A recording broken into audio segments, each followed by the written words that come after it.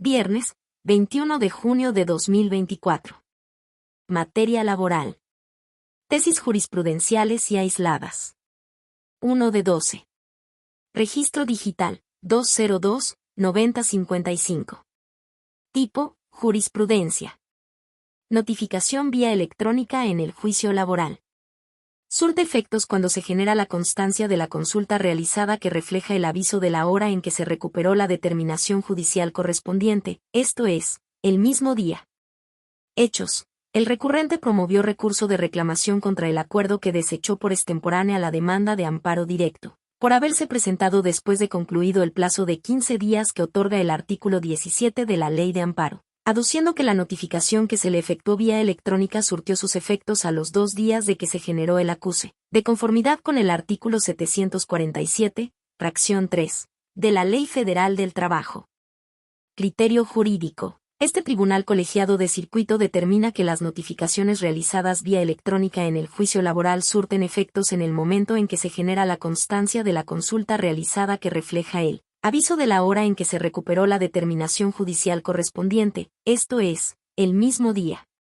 Justificación. De los artículos 739 a 747 de la Ley Federal del Trabajo se advierte la forma en que deben notificarse las determinaciones dictadas en el juicio laboral, las formalidades que deben seguirse para su práctica, si deben ser personales, por lista, boletín, electrónicas o por oficio, y cuándo o en qué momento surten sus efectos, estableciéndose que todas las notificaciones, aun las personales posteriores en el procedimiento de conciliación o jurisdiccional, se realizarán al buzón electrónico asignado, debiendo recabarse el acuse de recibo electrónico respectivo. Por ello, el artículo 745 ter, fracción, impone a las partes la obligación de ingresar diariamente, y hasta por el plazo máximo de 2 días hábiles, contados a partir de que el órgano jurisdiccional hubiera enviado la resolución al buzón electrónico para consultar las notificaciones correspondientes y obtener la constancia relativa, pues de no hacerlo dentro del plazo señalado, la notificación se tendrá por hecha. Lo anterior, vinculado con el diverso precepto 747, fracciones 3 y 4, de la citada ley, permite concluir que existen 2 reglas para determinar cuándo surten efectos las notificaciones realizadas vía electrónica. La primera, en el momento en que se genere la constancia de la consulta realizada que refleja el aviso de la hora en que se recuperó la determinación judicial correspondiente, contenida en el archivo electrónico, esto es, el mismo día que se consulta, como lo refiere la fracción 4 del artículo 747 y, la segunda, prevista en la fracción 3 del artículo invocado, se actualiza únicamente cuando las partes incumplen con su obligación de ingresar al buzón electrónico para obtener la constancia de la consulta realizada de la hora en que se recupera la determinación judicial correspondiente, siendo la consecuencia de dicho incumplimiento que se tenga por hecha la notificación y que surta efectos al día hábil siguiente del vencimiento de ese plazo de 2 días de enviada la notificación electrónica, esto es, cuando se genera el acuse de manera automática. De modo que ese plazo de 2 días no es aplicable cuando dentro del mismo se ingresa al buzón electrónico, ya que en ese caso, es a partir del mismo día en que se realiza la consulta y se genera la constancia respectiva que surte efectos la notificación. Estimarlo de diversa forma, o sea, en el sentido de que debe entenderse que la notificación surte sus efectos después de 2 días de generado el acuse. Ampliaría injustificadamente el plazo para la presentación de la demanda de amparo directo en favor de una de las partes y en detrimento del principio de equidad procesal que debe existir entre estas. Segundo Tribunal Colegiado en Materia de Trabajo del Séptimo Circuito. 2 de 12. Registro digital, 202-9037. Tipo, aislada. Audiencia preliminar en el juicio laboral. La notificación del acuerdo que fija fecha y hora para su desahogo debe realizarse personalmente. Hechos. En el juicio laboral se notificó por lista a la demandada el auto que señaló día y hora para celebrar la audiencia preliminar, apercibiéndola que de no comparecerse tendrían por consentidas las actuaciones judiciales y precluidos sus derechos procesales respecto de esa etapa. En el desahogo de la audiencia se hizo efectivo el apercibimiento y posteriormente se dictó sentencia condenatoria. Aquella promovió amparo directo e hizo valer como violación procesal que la notificación debió ser personal, por su trascendencia y consecuencias procesales. Criterio jurídico. Este tribunal colegiado de circuito determina que la notificación del acuerdo que fija fecha y hora para el desahogo de la audiencia preliminar en el juicio laboral debe realizarse personalmente. Justificación. Conforme a los artículos 873-Y y 873-Df, fracción, de la Ley Federal del Trabajo, la audiencia preliminar tiene por objeto depurar el procedimiento, fijar los hechos controvertidos, admitir o desechar las pruebas ofrecidas por las partes y señalar día y hora para el desahogo de la audiencia de juicio, lo que hace necesario prevenir a las partes de que, en caso de no asistir, lo actuado se tendrá por consentido y precluidos los derechos procesales que pudieron hacerse valer.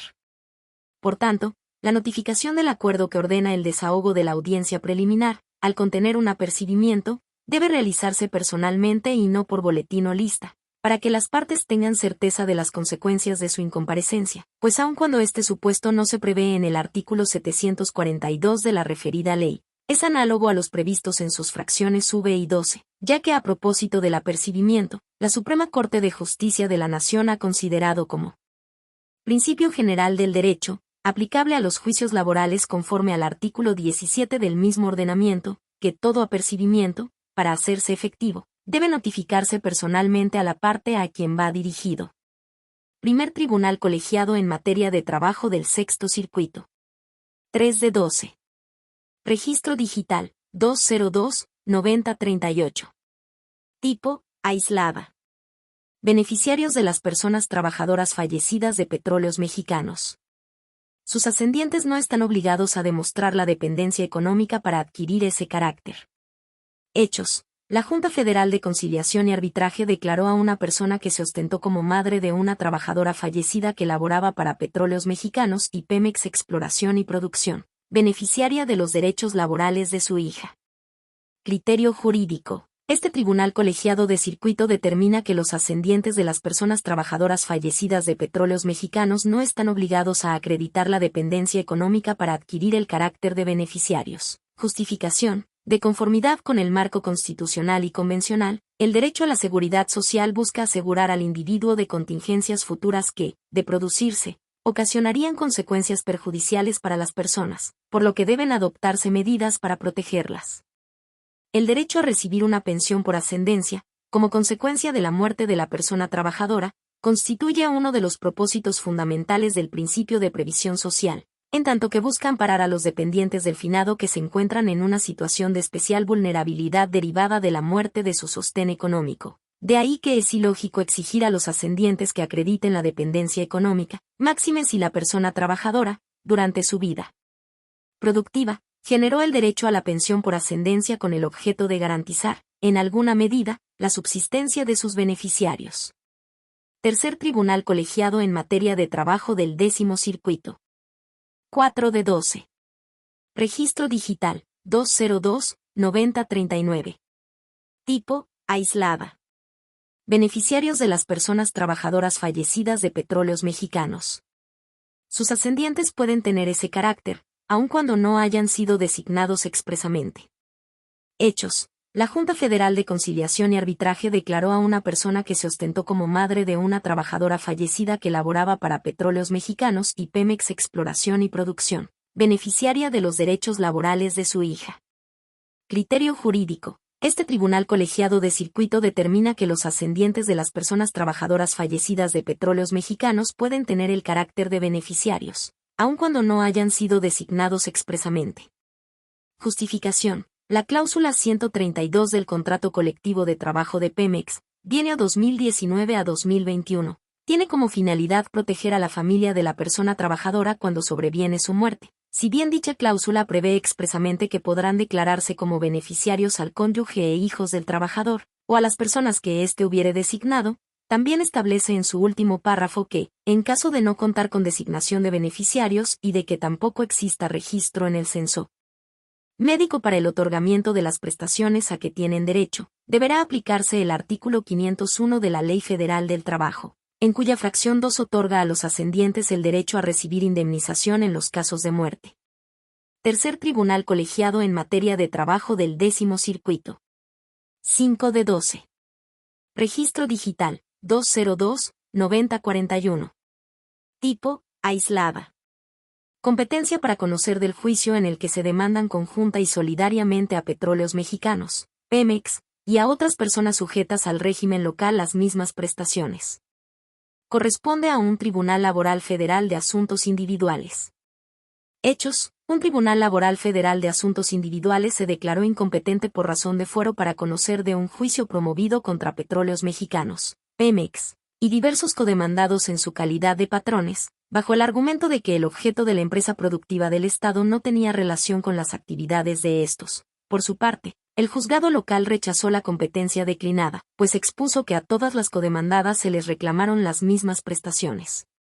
Criterio jurídico. Este tribunal colegiado de circuito determina que la competencia para conocer del juicio en donde figuran como demandadas Pemex y otras personas sujetas al régimen local, se surte en favor de un tribunal laboral federal, cuando se les demandan conjunta y solidariamente las mismas prestaciones.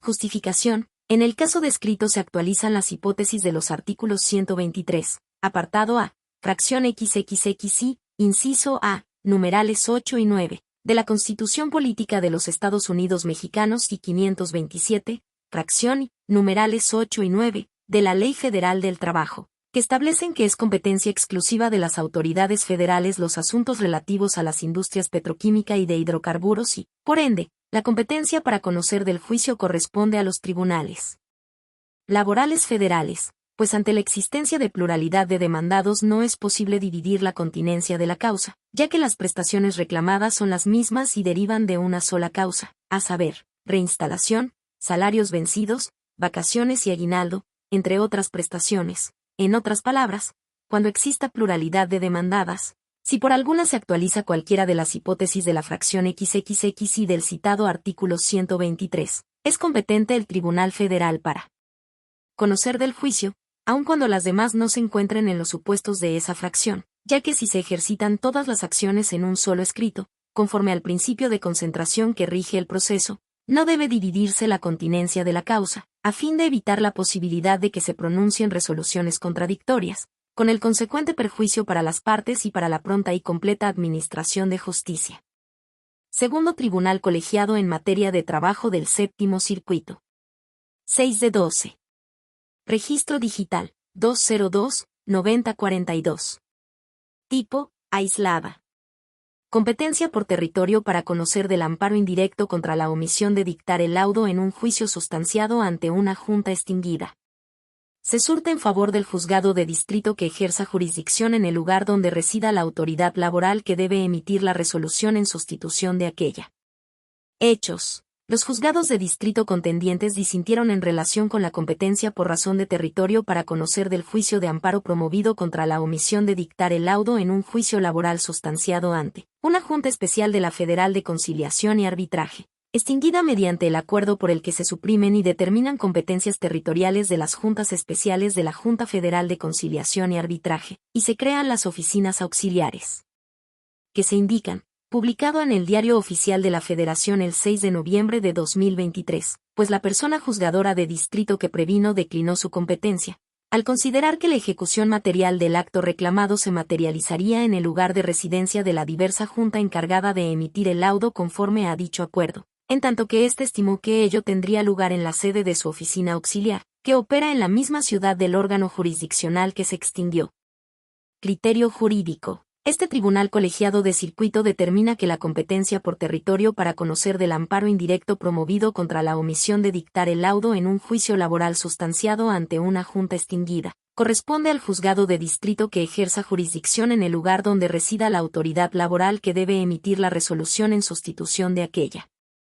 Justificación. La segunda sala de la Suprema Corte de Justicia de la Nación, al resolver la contradicción de criterios 1/2023, de la que derivó la tesis de jurisprudencia 2A/J. 32/2023, 11ª, de rubro, competencia por territorio para conocer de una demanda de amparo indirecto en la que se reclame la omisión de la Junta Laboral de dictar el laudo en el juicio respectivo. Se surte en favor del juez de distrito que ejerce jurisdicción en el lugar donde reside la autoridad que deba emitir esa resolución. Determinó que la omisión de emitir el laudo trae aparejada ejecución material, toda vez que sus efectos inciden negativamente en los derechos subjetivos de las personas que no cesarán hasta que se dicte la resolución que dirima el conflicto, y que por ello el órgano competente para conocer de la demanda es el juzgado de distrito cuya residencia se encuentre en el lugar de la autoridad que deba emitir el laudo que resuelva el conflicto laboral, de conformidad con el primer párrafo del artículo 37 de la Ley de Amparo. Si en los puntos primero y segundo del referido acuerdo se determinó suprimir la Junta Especial de la Federal de Conciliación y Arbitraje que figura como autoridad responsable y se ordenó que los asuntos que se encontraran en trámite continuaran tramitándose en diversa junta, el acto reclamado tendrá ejecución en la sede de esta última. De ahí que la competencia por razón de territorio para conocer del amparo indirecto se surte en favor del juzgado de distrito que ejerza jurisdicción en ese lugar, sin que obste que en el citado acuerdo se haya creado una oficina auxiliar de la Junta que resolverá y operará en las instalaciones que fueron sede de la extinguida, pues su participación se circunscribe únicamente a desahogar la fase de instrucción, respecto de los asuntos en trámite, pero la emisión del laudo se encuentra reservada a la Junta sustituta, pues conforme al artículo 41 del Reglamento Interior de la Junta Federal de Conciliación y Arbitraje, las oficinas auxiliares carecen de facultades jurisdiccionales, aunado a que en el aludido acuerdo no se les autorizó a las juntas especiales a delegar las facultades y obligaciones que tienen conferidas, acorde con el diverso 616 de la Ley Federal del Trabajo, en su texto anterior a la reforma publicada en el Diario Oficial de la Federación el 1 de mayo de 2019. Segundo Tribunal Colegiado en Materia de Trabajo del Séptimo Circuito. 7 de 12. Registro Digital, 202-9043. Tipo, aislada. Conciliación prejudicial. Es innecesario agotarla cuando una mujer que padece cáncer reclama su despido injustificado. Hechos. Una mujer que manifestó padecer cáncer de mama reclamó el despido injustificado del que dijo fue objeto, derivado de faltas injustificadas debido a su padecimiento, sin agotar la conciliación prejudicial. El Tribunal Laboral determinó que el juicio debía resolverse con perspectiva de género, al ubicarse la actora en un grupo vulnerable. Criterio jurídico. Este tribunal colegiado de circuito determina que cuando una mujer que padece cáncer reclama su despido injustificado relacionado con faltas injustificadas, es innecesario agotar la conciliación prejudicial.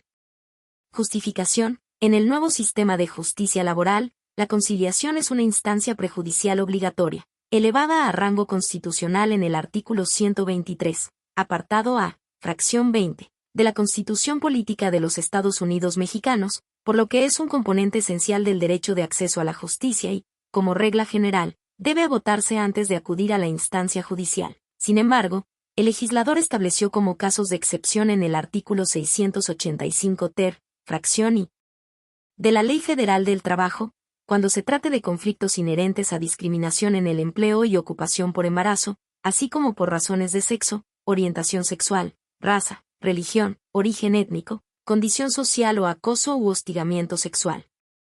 Por tanto, cuando la actora sea una mujer con cáncer, la sola manifestación de que fue despedida injustificadamente con motivo de su enfermedad, debe juzgarse con perspectiva de género y realizarse un escrutinio estricto, conforme al último párrafo del artículo 1 de la Constitución Federal, por lo que puede acudir directamente al juicio laboral, sin agotar la conciliación prejudicial. Primer Tribunal Colegiado del 15º Circuito. 8 de 12. Registro Digital, 202-9053. Tipo, aislada. Demanda laboral. Procede su desechamiento cuando se pretenda la nulidad de un convenio de terminación de la relación de trabajo ratificado ante una Junta de Conciliación y Arbitraje, por vicios en el consentimiento. Hechos. Una persona que celebró un convenio de terminación de la relación de trabajo demandó ante un Tribunal Laboral Federal de Asuntos Individuales su nulidad, alegando vicios en el consentimiento. El juez de distrito desechó la demanda, al considerar que se actualizó una causa notoria de improcedencia. Criterio jurídico. Este tribunal colegiado de circuito determina que procede desechar la demanda laboral cuando se pretenda la nulidad de un convenio de terminación de la relación de trabajo ratificado ante una Junta de Conciliación y Arbitraje, por vicios en el consentimiento.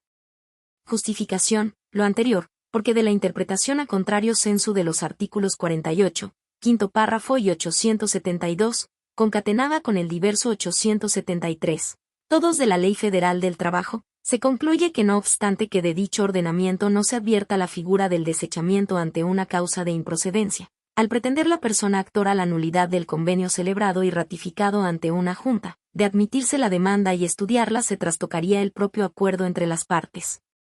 Cuando ya fue elevado a la categoría de laudo ejecutoriado, lo que resulta improcedente, conforme a la tesis de jurisprudencia 2A/J 17/2015, décima.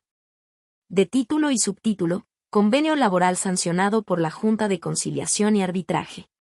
Es improcedente el planteamiento de nulidad formulado en su contra cuando el trabajador aduce renuncia de derechos, abandono de las jurisprudencias 2A/J 105/2003, 2A/J 162/2006, 2A/J 195/2008 y 2A/J 1/2010, ya que la prosecución del procedimiento no llevaría a ningún fin práctico, pues la actora no obtendría un resultado diferente. Primer Tribunal Colegiado en Materia de Trabajo del Séptimo Circuito. 9 de 12. Registro Digital, 202-9056. Tipo, aislada. Pensión de retiro por edad y tiempo de servicios. Cuando exista controversia en relación con la disposición de las aportaciones de la persona trabajadora al causar baja, la carga de la prueba corresponde al Instituto de Seguridad y Servicios Sociales de los Trabajadores del Estado, ISSSTE, legislación vigente hasta el 31 de marzo de 2007. Hechos. Una persona demandó del Instituto de Seguridad y Servicios Sociales de los Trabajadores del Estado, ISSSTE, el otorgamiento y pago de la pensión de retiro por edad y tiempo de servicios, conforme al artículo 66 de la ley que rige a ese organismo, vigente hasta el 31 de marzo de 2007. La Sala del Tribunal Federal de Conciliación y Arbitraje absolvió del otorgamiento de la prestación reclamada. Criterio jurídico. Este tribunal colegiado de circuito determina que cuando se demanda el otorgamiento y pago de la pensión de retiro por edad y tiempo de servicios, corresponde al ISSSTE demostrar que la persona trabajadora, al causar baja, no dispuso de las aportaciones de seguridad social, como requisito para acceder a aquella. Justificación. La segunda sala de la Suprema Corte de Justicia de la Nación, en la tesis de jurisprudencia 2A/J 81/2016, décima. Determinó que cuando la persona trabajadora alcanza la edad de 55 años prevista en el artículo 66 de la Ley del Instituto de Seguridad y Servicios Sociales de los Trabajadores del Estado, vigente hasta el 31 de marzo de 2007, no puede atenderse a la edad fijada en el diverso décimo transitorio de la ley vigente, que la aumentó gradualmente hasta llegar a 60, en tanto. Este no puede suprimir, modificar o condicionar la consecuencia diferida en el tiempo, no supeditada a las modalidades señaladas en la nueva ley, pues se violaría el derecho a la irretroactividad de la ley en perjuicio del particular, reconocido en el primer párrafo del artículo 14 de la Constitución Política de los Estados Unidos Mexicanos. Los requisitos previstos en el citado artículo 66 para el otorgamiento de la pensión de retiro por edad y tiempo de servicios, son: a. Haber prestado servicios cuando menos 15 años. b. Existir separación del trabajo durante su vigencia. c. Cumplir con la edad de 55 años, aún derogada dicha disposición. Y d. Haber dejado la totalidad de las aportaciones ante el ISSSTE. Tratándose del último requisito, la carga de la prueba cuando exista controversia en relación con la disposición de las aportaciones de la parte trabajadora al causar baja corresponde a dicho organismo, conforme a los artículos 899 id y 784 de la Ley Federal del Trabajo, de aplicación supletoria, ya que corresponde a las dependencias y entidades remitir a aquel toda la información referente a los movimientos afiliatorios, sueldos, modificaciones salariales, descuentos, derechohabientes, nóminas, recibos y, en general, todo tipo de información necesaria para el otorgamiento de seguros, prestaciones y servicios, así como enterarle las cuotas y aportaciones de cada trabajador, los conceptos de pago sujetos a estas, comunicarle cualquier modificación a esos conceptos y retener de los sueldos del trabajador el equivalente a las cuotas y descuentos que éste debe cubrir. Octavo Tribunal Colegiado en Materia de Trabajo del Primer Circuito. 10 de 12. Registro Digital. 202-9058. Tipo, aislada. Pensiones por invalidez otorgadas por el Instituto Mexicano del Seguro Social.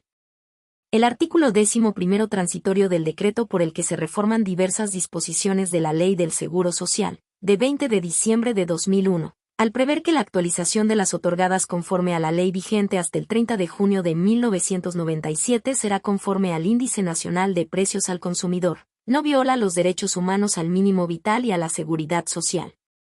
Hechos: una persona pensionada demandó al Instituto Mexicano del Seguro Social, para que la pensión por invalidez que se le paga en términos de la Ley del Seguro Social publicada en el Diario Oficial de la Federación el 12 de marzo de 1973, se incremente conforme al salario mínimo vigente en la Ciudad de México, como lo dispone el artículo 172 del propio ordenamiento, y no de acuerdo con el Índice Nacional de Precios al Consumidor, INPC. En amparo directo hizo valer la inconstitucionalidad e inconvencionalidad del artículo 11º transitorio del decreto por el que se reforman diversas disposiciones de la Ley del Seguro Social, publicado en el Diario Oficial de la Federación el 20 de diciembre de 2001, que establece el incremento de las pensiones conforme al INPC, al considerar que viola los derechos humanos al mínimo vital y a la seguridad social reconocidos en los artículos 123, apartado A, fracciones B y 6, de la Constitución Política de los Estados Unidos Mexicanos, 23 y 25 de la Declaración Universal de los Derechos Humanos, 7 del Pacto Internacional de Derechos Económicos, Sociales y Culturales y 9 del Protocolo Adicional a la Convención Americana sobre Derechos Humanos en materia de derechos económicos, sociales y culturales. Protocolo de San Salvador. Criterio jurídico. Este tribunal colegiado de circuito determina que el artículo 11º transitorio del decreto por el que se reforman diversas disposiciones de la Ley del Seguro Social, publicado en el Diario Oficial de la Federación el 20 de diciembre de 2001, al prever que la actualización de las pensiones por invalidez otorgadas conforme a la ley vigente hasta el 30 de junio de 1997 será conforme al INPC, no viola los derechos humanos al mínimo vital y a la seguridad social. Justificación. De conformidad con las razones asentadas en el amparo en revisión 180/2023 por la Segunda Sala de la Suprema Corte de Justicia de la Nación, la pensión por invalidez no tiene por objeto sustituir el ingreso que se percibía como trabajador en activo, ya que tiende a la protección de la subsistencia y la salud de su titular, por lo que no se relaciona con el salario mínimo, el cual es una remuneración que corresponde por la prestación de un servicio personal subordinado. El mecanismo de actualización tiene como propósito evitar que las pensiones otorgadas por el Instituto Mexicano del Seguro Social pierdan su poder adquisitivo por el paso del tiempo. Y si bien el artículo 65 del Convenio número 102 relativo a la norma mínima de la seguridad social de la Organización Internacional del Trabajo establece la necesidad de revisar los montos de las pensiones cuando se produzcan variaciones sensibles en el nivel de vida, lo cierto es que no señala que esa modificación deba ajustarse a un factor, parámetro o indicador determinado, pues se deja libertad al legislador para determinar lo conducente. La finalidad de la actualización de la pensión por invalidez radica en que ésta no pierda su poder adquisitivo, sumado a que no se trata de la remuneración por un trabajo personal subordinado, por lo que no es contrario al parámetro de regularidad constitucional que se establezca en la norma cuestionada un factor de actualización que mide el alza de precios en los productos de la canasta de consumo como es el INPC sin prever que su monto deba ser al menos de un salario mínimo. El indicado artículo 11º transitorio no viola el derecho humano al mínimo vital, ya que éste no se constriñe únicamente a determinar un monto específico que se confronte en relación con el salario mínimo, pues se cumple en la medida en que el Estado a través de sus instituciones garantice el otorgamiento de pensiones y mecanismos pertinentes de actualización, y la reforma en materia de desindexación del salario mínimo, publicada en el Diario Oficial de la Federación el 27 de enero de 2016 que creó la unidad de medida y actualización como unidad de cuenta, índice, base, medida o referencia para determinar la cuantía del pago de las obligaciones y supuestos previstos en las leyes federales. De las entidades federativas y de la Ciudad de México prohibió utilizar el salario mínimo como indicador o referencia para la actualización de conceptos ajenos a su finalidad. 14º Tribunal Colegiado en Materia de Trabajo del Primer Circuito. 11 de 12. Registro Digital, 202-9063. Tipo, aislada. Prescripción respecto de prestaciones de seguridad social. Se interrumpe con la presentación de la solicitud de conciliación prejudicial. Hechos. En el procedimiento laboral especial el Instituto Mexicano del Seguro Social, IMSS, opuso la excepción de prescripción, en términos del artículo 279, fracción, de la Ley del Seguro Social abrogada, respecto de prestaciones relacionadas con una pensión por vejez. La persona juzgadora consideró que se actualizó por un año anterior a la presentación de la solicitud de conciliación. Criterio jurídico. Este tribunal colegiado de circuito determina que la prescripción de prestaciones de seguridad social se interrumpe con la presentación de la solicitud de conciliación prejudicial. Justificación. Las acciones o derechos relacionados con prestaciones de seguridad social a cargo del IMSS prescriben en términos de la Ley del Seguro Social, de acuerdo con la tesis de jurisprudencia 2A/J. 104/99, que si bien no prevé la interrupción de la prescripción por la presentación de la solicitud de conciliación, lo cierto es que en el nuevo sistema de justicia laboral la parte interesada, por disposición constitucional, está obligada a agotar esa instancia prejudicial, incluso tratándose de prestaciones de seguridad social que no estén exceptuadas en términos del artículo 685 ter de la Ley Federal del Trabajo, por lo que el plazo prescriptivo se interrumpe con la presentación de la solicitud ante el Centro de Conciliación, conforme al diverso 521, fracción 3, de dicha ley. Tercer Tribunal Colegiado en Materia de Trabajo del Primer Circuito. 12 de 12. Registro Digital, 202-9065. Tipo, jurisprudencia. Suspensión provisional en amparo indirecto. Es improcedente concederla con efectos restitutorios contra la omisión del Tribunal de Conciliación y Arbitraje del Estado de Guanajuato de dictar un auto de admisión de pruebas. Hechos. Los tribunales colegiados de circuito contendientes sustentaron criterios contradictorios al analizar si procede conceder la suspensión provisional con efectos restitutorios contra la omisión del Tribunal de Conciliación y Arbitraje del Estado de Guanajuato de emitir el auto de admisión de pruebas, en transgresión al plazo establecido en el artículo 134 de la Ley del Trabajo de los Servidores Públicos al servicio del Estado y de los municipios. Mientras que uno determinó que no era procedente, aun cuando existiera una dilación prolongada, porque de otorgarse bastaría una sola actuación de la responsable para restituir el derecho transgredido y dejar sin materia el fondo del asunto. El otro sostuvo lo contrario, en atención a la apariencia del buen derecho, a partir de que la parte quejosa bajo protesta de decir verdad, manifestó que había transcurrido un tiempo prolongado sin que la autoridad dictara el auto de admisión de pruebas. Criterio jurídico. El Pleno Regional en Materias Penal y de Trabajo de la Región Centro-Norte, con residencia en la Ciudad de México, con base en los parámetros establecidos por la Segunda Sala de la Suprema Corte de Justicia de la Nación en la jurisprudencia 2A/J 22/2023, 11ª. Determina que conforme al artículo 147 de la Ley de Amparo, no procede conceder la suspensión provisional con efectos restitutorios, contra la omisión del Tribunal de Conciliación y Arbitraje del Estado de Guanajuato de emitir el auto de admisión de pruebas y señalar fecha para su desahogo, aun cuando bajo la apariencia del buen derecho pudiera advertirse la existencia de una dilación prolongada en su emisión. Justificación. La segunda sala al resolver la contradicción de criterios 338/2022, que dio origen a la jurisprudencia 2A/J 22/2023, 11ª, de rubro, suspensión del acto reclamado con efectos restitutorios.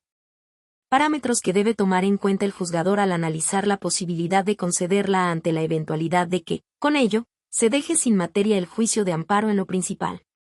Concluyó que los parámetros para conceder la suspensión del acto reclamado con efectos restitutorios son: 1. Que la restitución provisional de los derechos será transitoria en la medida que, en caso de resolver de forma adversa a la parte quejosa, ya sea negando el amparo o sobreseyendo en el juicio, se esté en posibilidad de retrotraer los efectos de la suspensión. Y 2. Se tratará de un beneficio no transitorio o definitivo cuando éste no pueda ser revocado aun cuando se niegue el amparo. Con base en esos parámetros, no procede la suspensión provisional con efectos restitutorios contra la omisión de emitir el auto de pruebas y señalar fecha para su desahogo, en transgresión al plazo establecido en el mencionado artículo 134, aun cuando bajo la apariencia del buen derecho pudiera advertirse una dilación prolongada en su emisión, ya que se imprimirían efectos definitivos a la medida cautelar, que no serían revocables en caso de que en el fondo se emitiera una sentencia adversa de negativa o sobreseimiento. El dictado del auto de pruebas vincula de inmediato a la autoridad responsable a emitir una serie de actuaciones procesales posteriores el día de su celebración, lo que, en términos del artículo 128 de la Ley de Amparo, contravendría disposiciones de orden público. Pleno Regional en Materias Penal y de Trabajo de la Región Centro-Norte, con residencia en la Ciudad de México.